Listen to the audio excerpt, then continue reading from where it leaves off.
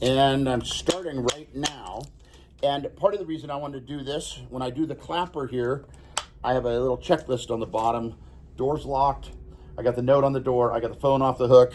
Because I want to show you, first of all, in the drafting book, the newer drafting book, it is on page 511 is where it starts, and it goes on to 512, building a home.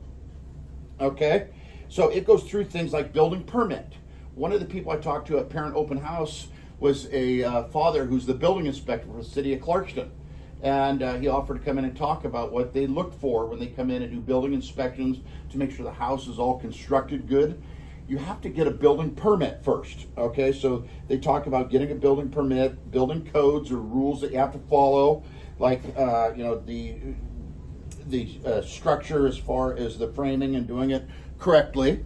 So we'll do at least one wall. You can do more if you want. I have a little example of a house we're planning on building down in Arizona over here with my brothers, and it's going to hold 4 RVs and then like boats and jet skis and stuff on the inside.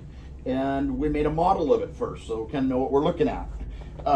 So on here, it shows, first of all, floor plan. Floor plans and other types of architectural plans are drawn by architects to scale. That's super important, okay? I do not like the section in the new book as much as the old one. They have more on framing and stuff, but they don't have the new book has better examples of like floor plan. This one is called a plot plan, okay? Plot plan is also called a site plan, where you show your piece of land, and then it would be almost like a helicopter or a drone view of it. You'd show the road. This is where the surveyors survey out your land to make sure you're not building on someone else's property, okay? So we do site plan, elevation, and floor plan. All of those on page 521, it says a site plan or plot plan shows the location of the structure of the building site. Site plans also show walkways, driveways, patios, overall building and lot dimensions are included. Contour lines are something shown on a site plan. That shows you how steep the terrain is, okay? Elevations. And elevations like a front view, back view, side view, whatever. So elevations are the front, rear, and side views of the house. They are made up of lines showing the visible features that are seen when the building is viewed from various positions. Included on the elevations are the floor levels, grade lines, windows and door heights, roof slope, types of materials to be used in building the walls and the roof, foundation and footing lines below grade level are indicated with hidden lines. And I forgot, site plan also shows other features you have on your property. So if you're going to do something on there, and it doesn't cost anything to dream big. So on a site plan, if you want to put a basketball court, tennis court, pickleball court, if you're into motocross, I know back when Ryan Dunn used to live across the street here, he had a motocross track out where Annalise place is there.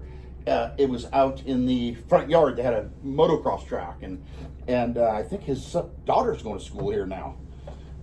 Floor plan shows the size and shape of the building as well as the interior arrangement of the rooms.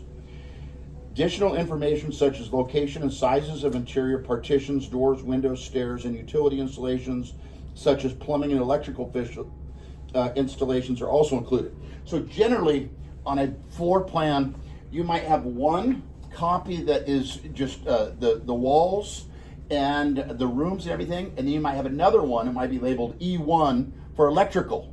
That's for the electricians. So it has all the electrical, shows where the light switches are going to be, where the light fixtures are going to be, smoke detectors, whatever. Nowadays they put, wire like low voltage for alarm systems and stereo systems, speakers, whatever. All that is in the electrical. Then plumbing will have their own sheet. You don't have to get in all that. You're just doing a floor plan. So what you're going to do, 2 out of 3 of these, okay? So you're going to do either a cabin, a business, or a home. So you can do 2 out of the 3. You can pick and go, I want to do a cabin and a home, or I want to do a cabin and a business. Some people make it really easy and go, I'm just going to do like Mackenzie's Coffee. Or not Mackenzie's Coffee, Kenzie's Coffee, sorry. And do something simple like that, okay? So in this book, it shows you an example of like a front elevation, floor plan, and then additional floor plan.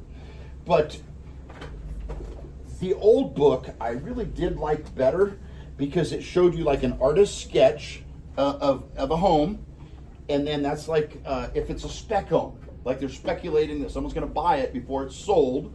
So what they'll do then is advertise it and just say it's not even built yet, but they're selling this, hoping someone will come in then and go, I want to buy that home, and maybe I can pick my paint colors, my floor, carpet colors, and fixtures and stuff like that.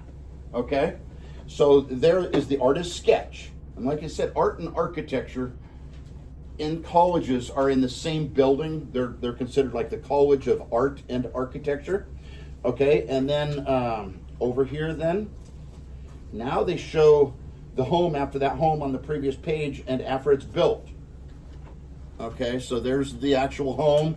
It looks like they left the garage off. Maybe they decided they didn't need a garage or run out of funding. Then here is the plot plan. Their building site, and usually they're kind of irregular shaped. They're not usually just a complete square rectangle, but there you see the driveway and trees. I ask kids sometimes what this is out here with the lines running through it. Lots of times kids go, oh, that's a swim pool. No, you don't want to swim in that. That's the septic system, the drain field.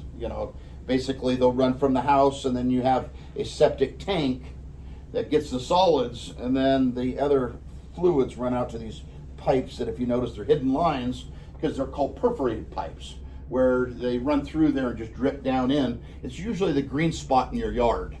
I don't know if anyone's ever seen a yard where, depends on if you're on city sewer or if you have your own septic system, it'll be the green spot.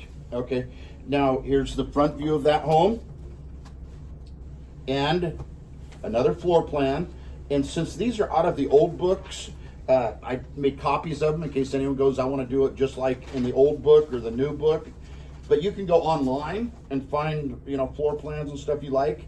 I usually try to give about 5 examples of places, like the one, that guy that built his cabin up in the mountains. He's a snowboarder. I think his name's Mike Basic. Or something like that. It's Basik. Real cool cabin up in the woods. And then there's a subdivision up in Coeur d'Alene or Hayden Lake that my friend moved to. That's kind of a neat subdivision. I try to show you that one and a few other examples. Now this is a section here. You don't have to do this, but this is a section of the foundation. And when I built my shop, I brought my plans to the building inspector, and they said we need a cross section of a foundation. And I'm like, oh, okay. I didn't have those in my plans. I just drew them up, brought them in.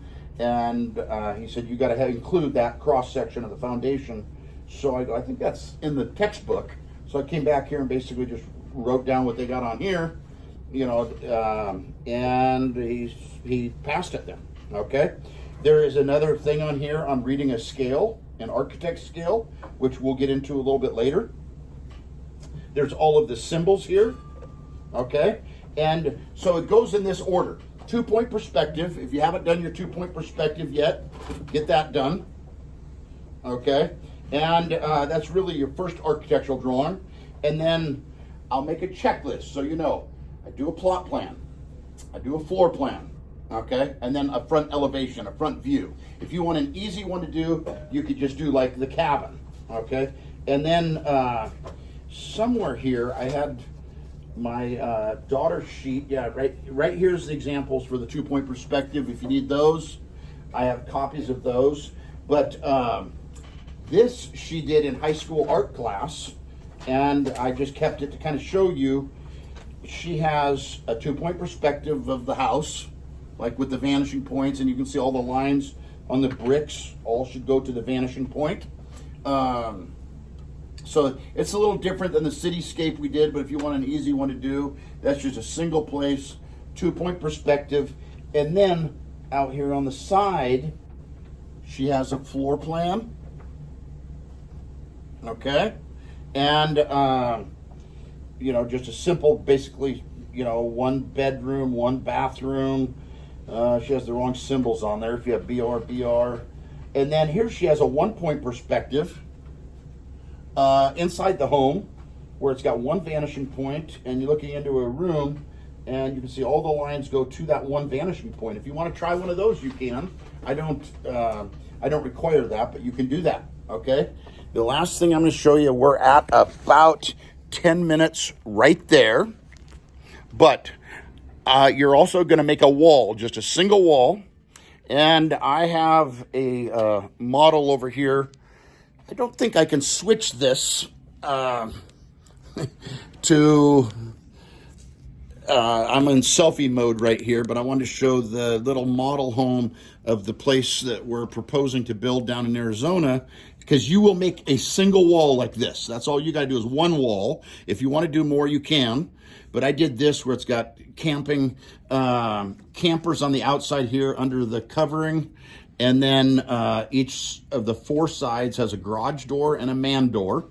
So that way, I have 3 brothers, so 4 of us will each have a place to park the RV, garage door to put in boats or jet skis or bikes or whatever.